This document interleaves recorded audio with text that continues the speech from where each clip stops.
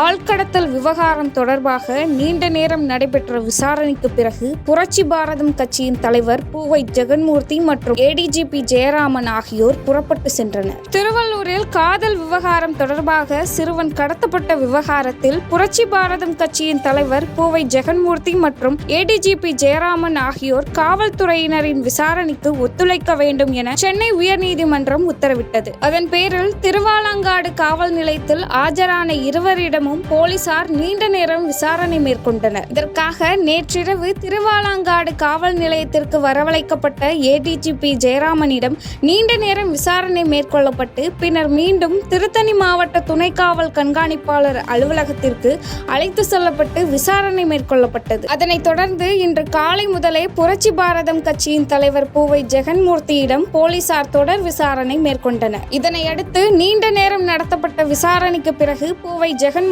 மற்றும் ஏடிஜிபி ஜெயராமன் ஆகியோர் காவல் நிலையத்திலிருந்து தனித்தனியே வெளியே வந்தனர். இதனைத் தொடர்ந்து முதலே புரட்சி பாரதம் கட்சியின் தலைவர் பூவை ஜெகன்மூர்த்தி காரில் ஏறி புறப்பட்டு சென்றார்.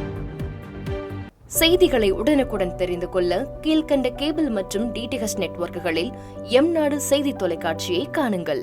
பாதகம் செய்பவரை கண்டால் நாம் பயம் கொள்ளலாகாது பாப்பா. மோதி மிதித்துவிடு பாப்பா, அவர் முகத்தில் உமிழ்ந்துவிடு பாப்பா. அண்மை செய்திகளை உடனுக்குடன் தெரிந்து கொள்ள இணைந்திருங்கள் எம்நாடு தொலைக்காட்சியுடன்.